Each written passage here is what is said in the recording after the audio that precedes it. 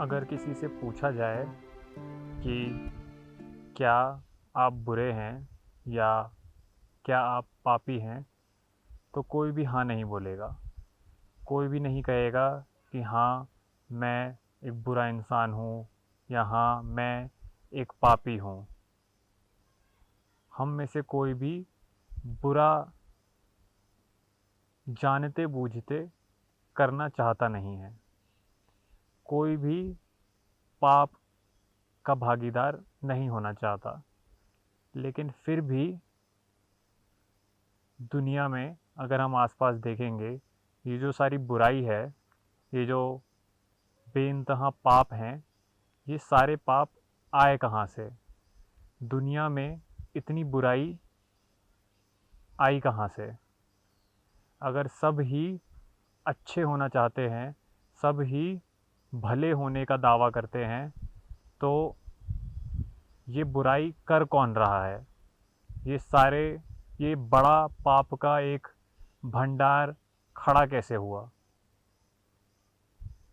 हमें समझना पड़ेगा फिर कि बुराई आती कहाँ से है, बुराई के बीज क्या हैं, और ये कैसे हो जाता है कि कहने के लिए तो हम हमेशा अच्छाई ही करना चाहते हैं, हमेशा पुण्य ही करना चाहते हैं, लेकिन हो हमसे जाने अनजाने बुराई ही जाती है। हम कहीं ना कहीं अपने आप को पाप का भागीदार ही पाते हैं। जाहिर सी बात है, अगर दुनिया में इतनी बुराई है तो इसमें हमारा कोई ना कोई हाथ तो है ही। ये कैसे हो गया कि हमने बिना अपने जाने इतनी बुराई खड़ी कर ली? मनुष्य ने चाहते हुए भी एक अच्छा एक अच्छी व्यवस्था, एक अच्छा समाज चाहते हुए भी उस समाज में इतनी कुरीतियाँ खड़ी कर लीं। कैसे मनुष्य इतनी बुराई का हिस्सेदार हो गया, निर्माता ही हो गया? हमने कैसे ये सारे पाप का निर्माण कर लिया? कहाँ हमसे भूल हो गई या क्या हमसे चूक हो रही है कि हम पता नहीं लगा पा रहे कि कहने के लिए तो हम अच्छाई करना चाहते हैं, लेकिन वो अच्छाई के इरादे होने के बावजूद भी हम अपने आप को इतनी बुराई के बीच में पा रहे हैं। ये कैसे हो रहा है? हमारे अंदर अगर बुराई के बीज हैं भी तो वो कहाँ हैं? और क्या फिर उन्हीं बीजों को ढूंढना बहुत ज़रूरी नहीं हो जाता? क्या ये सबसे महत्वपूर्ण ज़रूरी काम नहीं हो जाता कि हम पता लगाएं कि हमारे अंदर अगर बुराई है, अगर क्या है ही कहीं ना कहीं? क्योंकि अगर हमारे अंदर बुराई नहीं होती तो इतनी बाहर हमें देखने को नहीं मिलती। तो अगर हमारे अंदर बुराई है ही तो उसको ढूंढना पड़ेगा, उसका पता लगाना पड़ेगा कि ये छुपी कहाँ है और कैसे ये हमारे कार्यों में, हमारी गतिविधि के क्षेत्रों में अपने आप को उद्घाटित कर देती है। कैसे अच्छाई चाहने के बाद भी, कैसे भलाई चाहने के बाद भी हमारे अंदर ये जो छिपी हुई, ये जो बहुत ही फाइन, सूक्ष्म बुराई है, ये कैसे अपने आप को अभिव्यक्त कर देती है और कहाँ हमसे वो चूक हो जाती है कि हम इसको अभिव्यक्त होने देते हैं। पूरे मनुष्य के इतिहास में किसी ने भी जानबूझकर कभी कोई गलती नहीं करी या जानबूझकर कोई झूठ नहीं बोला। चाहते तो हैं हम हमेशा सच ही बोलना, अधिकतर अधिकतर तो हम चाहते ही हैं कि हम सच ही बोलें और झूठ ना बोलें। मन में हमारे एक सद्भावना है ही, लेकिन वो सद्भावना होना शायद काफ़ी नहीं है, क्योंकि अगर ना जाने भूल से ही हमसे इतनी सारी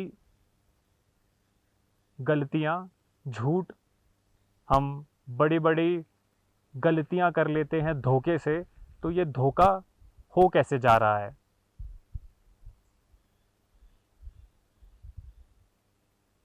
कहीं ऐसा तो नहीं कि ये जो सच्चाई और सद्भावना है, ये हमारे बस मुँह पर है।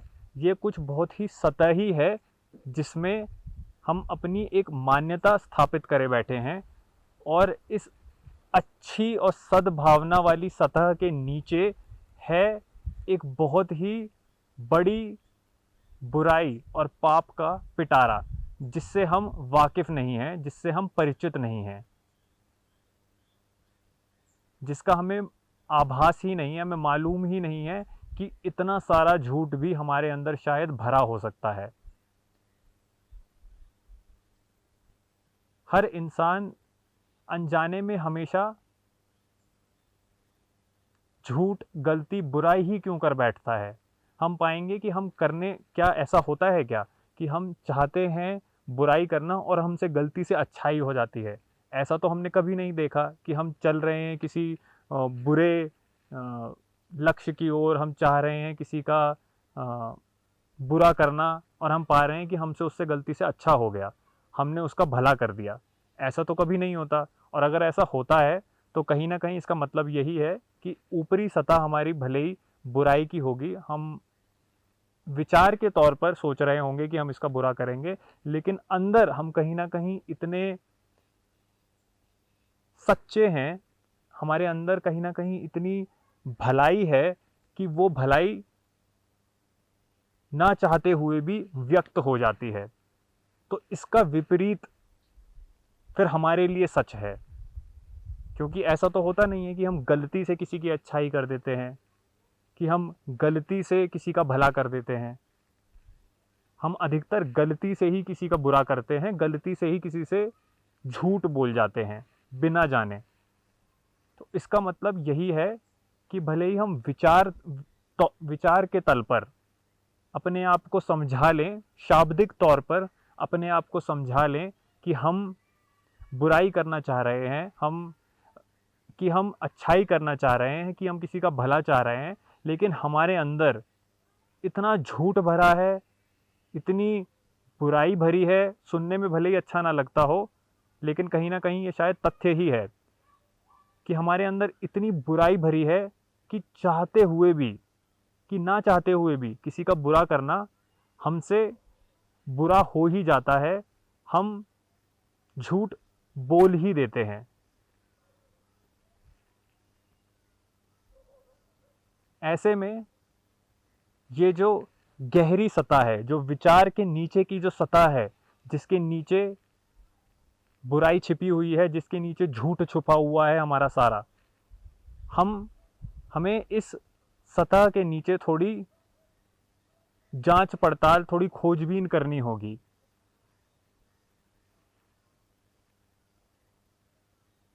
क्योंकि अगर हम अपने आंतरिक माहौल से अनजाने रहेंगे, अपरिचित रहेंगे, तो हम चाहे भले ही किसी का भी कितना भी अच्छा करना चाहें, किसी का भी कितना भला करना चाहें, हम बार बार लगातार यही पाएंगे कि हम बुरा ही कर बैठते हैं, कि हम उससे झूठ ही बोल जाते हैं। तो बिना ये जाने कि विचार के तल से नीचे हमारी गहरी आंतरिक जो प्रवृत्ति है वो क्या है, हमारी गहरी एक आंतरिक, हमारा गहरा आंतरिक जो स्वभाव है वो क्या है, हम किसी की भी अच्छाई का या भलाई का दावा नहीं कर सकते। और अगर हमारे अंदर ये बुराई मौजूद है, ये झूठ मौजूद है, तो ये आया कहाँ से? क्या ये पैदा हुआ है, किसी ने हमारे अंदर भरा है? क्या ये हमारे अंदर शुरुआत से ही था, या जैसे जैसे हम उम्र में बढ़ते चले जाते हैं वैसे वैसे हम में ये बुराई विकसित होने लगती है? क्या समाज हमारे अंदर ये बुराई डाल देता है? ये बुराई का जन्म कहाँ होता है हमारे अंदर? ये बुराई आती कैसे है हमारे आंतरिक माहौल में? क्या ऐसा है कि हमें ये बुराई कहीं बाहर से सामाजिक प्रभावों से हमारे अंदर घुसती है? अगर ऐसा है तो इसका मतलब ये होगा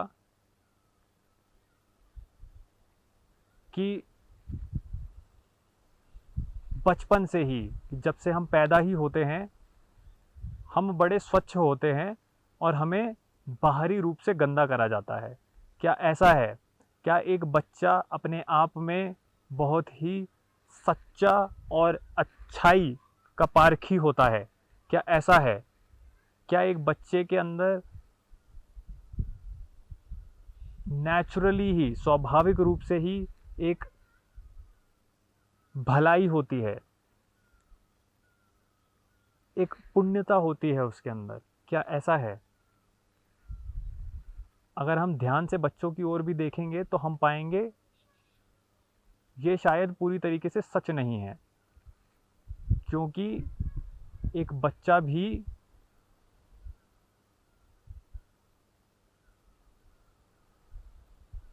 जलन महसूस करता है, एक बच्चा भी अपनी वो चीज़ ना मिलने पर जो उसे चाहिए होती है चालाकियाँ दिखा सकता है। एक बच्चा भी अपनी इच्छा ना पूरी होने पर अपने ही स्तर पर हिंसक हो सकता है। ये सब हमने देखा है बच्चों में। तो ये कहना कि बच्चे स्वाभाविक रूप से ही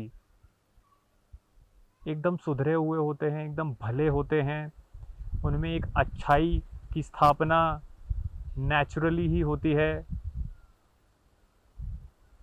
ये सही नहीं होगा। लेकिन ऐसा भी नहीं है कि अगर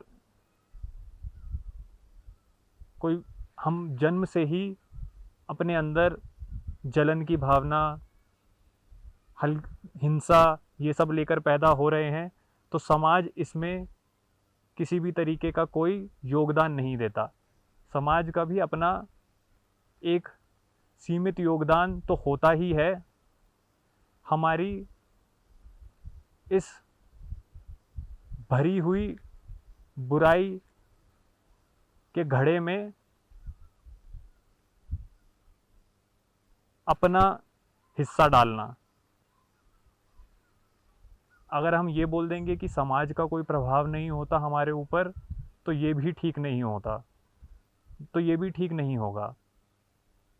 तो हमें ये देखने में आ रहा है कि हमारे हमारे अंदर जो बुराई बसी हुई है, जो हमारे अंदर झूठ बसा हुआ है, ये पैदा होते ही रहती है, और इसमें समाज, हमारे आसपास का माहौल हमें और इन्हीं कुरूपित सोच को, विचार को, बुराइयों को और बढ़ाता है।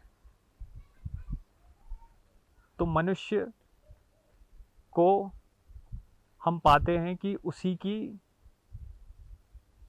अलग अलग हिस्सों से, हम पाते हैं कि मनुष्य को अलग अलग जगहों से ये बुराइयां और ये झूठ सौंपे जाते हैं। हर मनुष्य को पैदा होते ही उसके अंदर कुछ मौजूद होता है जो उसकी शारीरिक संरचना से आता है और वो उसकी शारीरिक संरचना जानवर से आती है, तो कुछ तो हम जानवरों के ही भाग की जो हिंसा होती है, जो जलन की भावना होती है, और बाकी सब जो भी हमारे अंदर जानवर होता है, जानवर के हिस्से का होता है, वो तो हम इनहेरिट ही करते हैं कहीं ना कहीं। और फिर बचा कुचा बाकी जो हमारे अंदर जो झूठ होता है, बाकी जो हमारे अंदर बुराई होती है, वो हम देखेंगे कि समाज से भी आती हैं, हमारे माहौल से भी आती हैं। ऐसे में एक मनुष्य क्या कर सकता है? क्या वो बेबस है? क्या उसके अंदर जो बुराई है, जो जन्म से ही मौजूद है, और बाकी बची कुची बुराइयां उसके अंदर जो समाज उड़ेल देता है, क्या मनुष्य अब अपने आप को इनसे नहीं बचा सकता? क्या उसका बुरा होना, क्या उसका झूठा रहना तय है, या वो खुद कुछ ऐसा कर सकता है जिससे वो इन प्रभावों से बच पाए? उल्टा बच ही ना पाए, इन प्रभावों को पलट दे, कि जो उसके अंदर जन्मजात बुराइयां थी, जो झूठ था, वो हटा तो हटा ही, और उसके साथ साथ एक मौलिक अच्छाई, एक गहरी सच्चाई उसके अंदर वो स्थापित कर पाया। क्या ऐसा मुमकिन है कि वो अपनी जन्मगत बुराइयों और सामाजिक बुराइयां जो उसके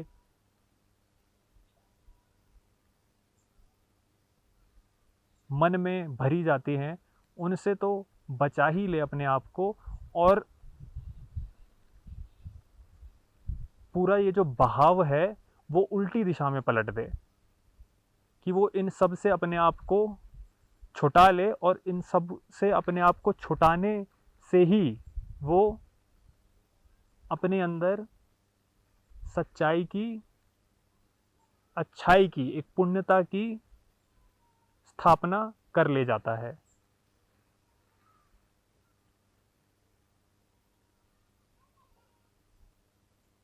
जो भी व्यक्ति फिर अपनी इन जन्मजात बुराइयों को देख पा रहा है, जो भी अपनी सामाजिक और माहौल से आती हुई बुराइयों को, झूठ को समझ पा रहा है, उन प्रभावों को अपने अंदर, अपने व्यवहार में, अपने व्यक्तिगत जीवन में अभिव्यक्त होता देख पा रहा है, वो इनसे अपने आप को बचा ले जाता है। क्योंकि अब वो इन प्रभावों की, इन बुराइयों की एक कठपुतली मात्र नहीं है, उसने अपने इस नचाने वाले प्रभावों को, इन बुराइयों को देख लिया है। वो समझ चुका है कि ये सारी बुराइयों का पालन करना, इन सारे प्रभावों से प्रभावित होकर जीवन जीना बिल्कुल भी ज़रूरी नहीं है। जो पल पल फिर इन प्रभावों को अपने अंदर, अपने जीवन में अभिव्यक्त होता देखता है, और फिर उनको लगातार साफ कर पाता है।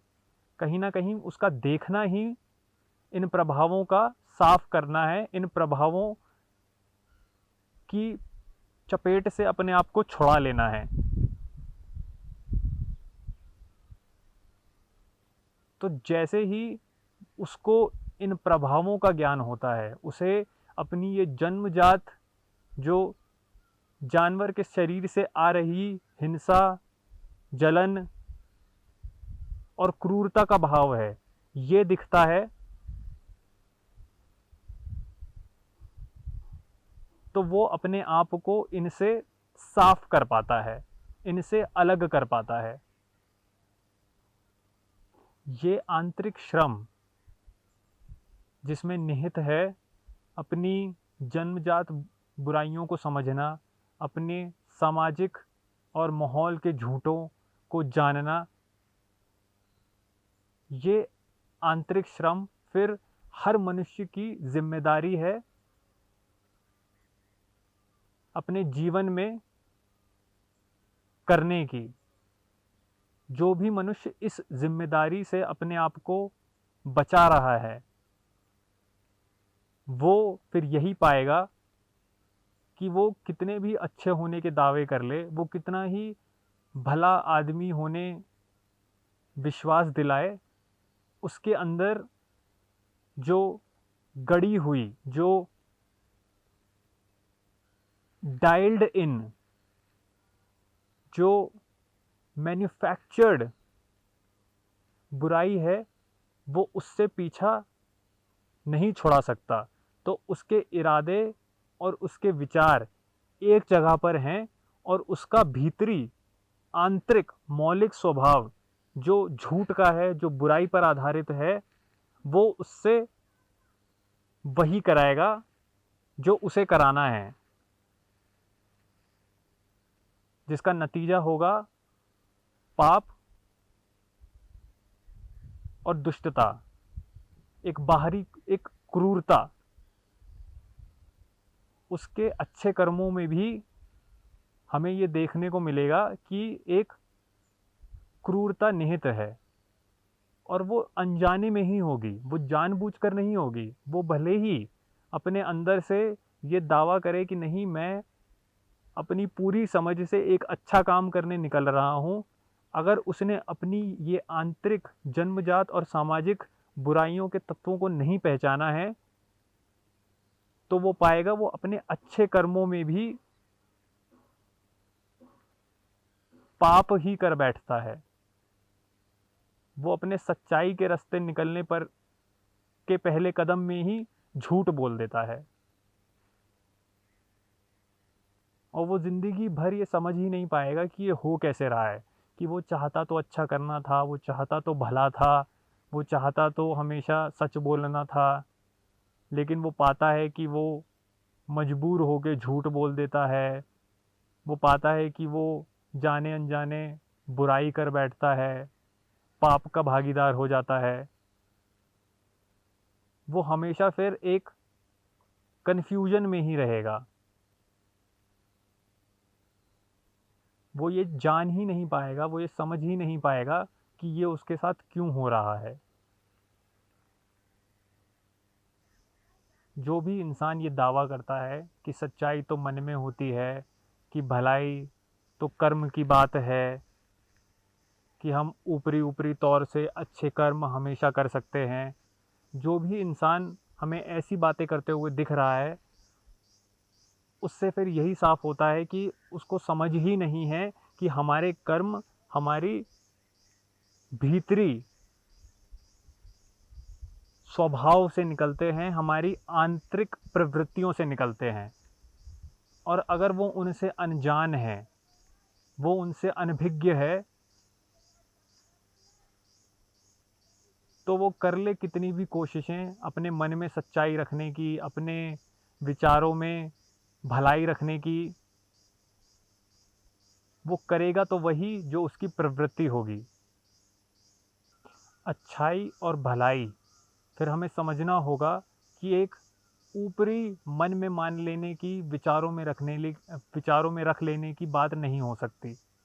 अच्छा आदमी वही होगा जिसने अपनी बुराई पहचानी होगी। भला आदमी वही होगा जो अपना झूठ समझता होगा, जिसने पल पल अपने झूठ को अपनी दैनिक जीवन में, अपनी रोज़मर्रा के जीवन में घटते देखा होगा। अच्छाई और भलाई फिर एक मान्यता की बात नहीं रह जाती, ये वो मूल्य रह जाता है जिसके लिए मनुष्य को काम करना पड़ेगा, एक आंतरिक श्रम करना पड़ेगा। बिना उस आंतरिक श्रम के, बिना अपने झूठ को जाने, अपनी बुराइयों को पहचाने, हम ये दावा नहीं कर सकते कि हम अच्छे हैं कि हम भले हैं। हम पाएंगे आम तौर पर हम हर दूसरे इंसान को बोल देते हैं कि अरे वो तो एक अच्छा व्यक्ति है, अरे वो तो एक भला इंसान है।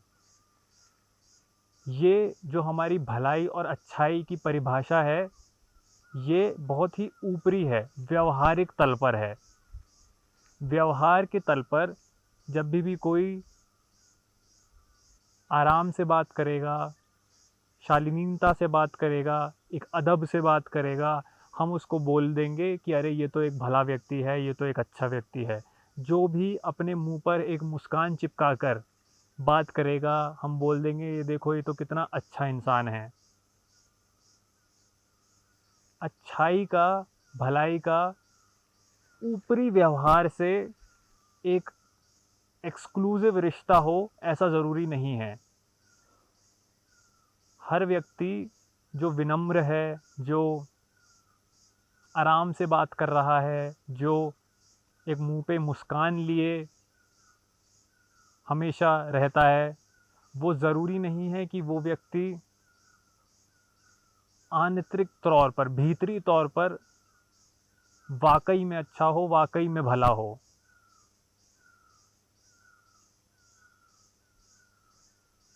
भलाई और अच्छाई फिर ऊपरी चीज़ों से ढूंढना, ऊपरी व्यवहार में खोजना थोड़ी मुश्किल बात है, क्योंकि व्यवहार तो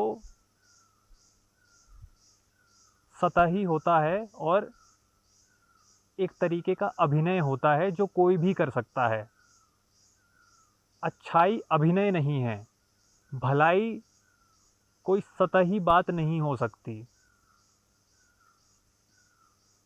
जो भी भला इंसान होगा, जो भी सच्चा इंसान होगा, उसकी सच्चाई, उसकी अच्छाई उसकी रगों में होगी।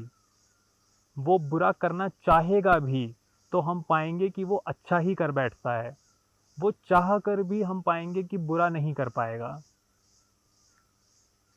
क्योंकि वो भीतरी तौर पर अपने अपने शरीर की आखिरी कोशिका तक हर बुराई को समझ चुका है, हर झूठ को जान चुका है, और इस समझ से ही फिर उसके सारे कर्म निर्धारित होते हैं। वो जो भी अपनी रोज़मर्रा की ज़िंदगी में कर रहा है, वो इस समझ की ही एक अभिव्यक्ति होगा।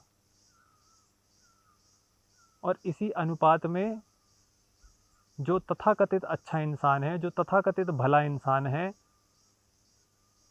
वो भले ही करना चाहे भला, वो दावा करे अच्छाई का, लेकिन उसके सारे कर्म, उसकी भी जो सारी क्रियाएं हैं, वो निर्धारित ही उसकी भीतरी नासमझी से होंगी, उसकी भीतरी अज्ञानता, इग्नोरेंस से होगी। वो ऊपरी फिर भले ही कितने भी दावे कर ले अच्छाई के, भलाई के, हमें उसके कर्मों में उसकी नासमझी, उसकी इग्नोरेंस, उसकी अज्ञानता ही अभिव्यक्त होते दिखेगी। और यही अज्ञानता फिर बुराई है, यही असली पाप है मनुष्य का। जो भी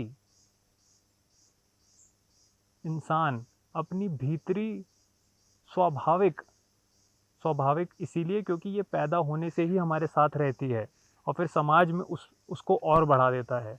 तो जो भी इंसान अपनी भीतरी स्वाभाविक बुराई से अवगत नहीं हो रहा, वो बुरा ही है, वो झूठा ही है। वो अपनी ओर से कोशिश कर ले कि वो सच्चा ऊपरी ऊपरी तौर से बना रहे, कि वो भला बना रहे, लेकिन वो पाएगा सबसे पहले तो वो अपना ही बुरा कर रहा होगा। उसकी अपनी जीवन में कहीं कोई अच्छाई नहीं होगी। वो बाहरी दावे करेगा अच्छाई करने के, भलाई करने के, और वो दिखा देगा उदाहरण के तौर पर कि यहाँ उसने वो करा, उस गांव में इसने ये करा, इन लोगों की उसने ऐसे मदद करी, वगैरह वगैरह। ये सारे वो सबूत इकट्ठा करने की कोशिश करेगा, दिखाने के लिए उसकी भलाई और उसकी अच्छाई। लेकिन जब इन क्रियाओं को भी पूर्ण रूप से देखा जाएगा, उनके कंप्लीशन में देखा जाएगा, हम देख पाएंगे कि ये उतने भले और उतने अच्छे कर्म थे नहीं जैसा वो व्यक्ति सोच रहा था, जितना वो व्यक्ति सोच रहा था कि ये अच्छे हैं। उसकी इग्नोरेंस में वो पाएगा कि उसके अच्छे काम भी किसी न किसी गड़बड़ में ही फलित हो रहे हैं। तो इंसान के भीतर जो बुराई है, उसके बीज उसकी अज्ञानता में ही छुपे हैं, उसकी इग्नोरेंस में ही छुपे हैं। जितना वो, और इग्नोरेंस किसके प्रति? इग्नोरेंस उसके खुद के प्रति। जितना वो खुद को लेकर अज्ञान में है, अंधेरे में है, इग्नोरेंट है, उतना ही वो व्यक्ति बुरा है, उतना ही वो व्यक्ति झूठा है। अब ये व्यक्ति एक आम इंसान की तरह दिख सकता है, जिसका अपना घर परिवार है, जो रोज़मर्रा पर काम पर जाता है, जो सबसे एक सभ्य आचरण से मिलता है, जो एक भीनी सी हंसी लेकर सबसे बात करता है। वो व्यक्ति बिल्कुल ऐसा दिख सकता है। और बुराई की जो छवि है हमारे अंदर, हमारे मन में, वो छवि फिर इस व्यक्ति से मेल नहीं खाएगी। हम बुराई की छवि को ऐसे देखते हैं कि जैसे कोई बहुत ही उग्र व्यक्ति होगा, कोई बहुत ही गुस्सैला होगा, और जिसकी आंखें बहुत बड़ी बड़ी होंगी, जिसकी रगों में एक गर्म खून दौड़ रहा होगा, वही व्यक्ति एकदम बुरा है, या वही व्यक्ति झूठा है। जो बहुत ही चालाक है, जो लोगों को ठग रहा है, जो पल पल लोगों से झूठ बोल रहा है और उनसे छल कपट कर रहा है। हमारे भीतर जो बुराई की, जो झूठ की, एक झूठे व्यक्ति की जो छवि है, जो पिक्चर है, वो ऐसी ही है। लेकिन एक बुरा व्यक्ति, जैसा हमने अभी बताया, वैसा भी दिख सकता है। वो बिल्कुल ही आम होगा, वो अपने काम पर सुबह जाता होगा, शाम को आ जाता होगा, उसका एक घर परिवार होगा, वो सभ्य आचरण रखता होगा। ये व्यक्ति भी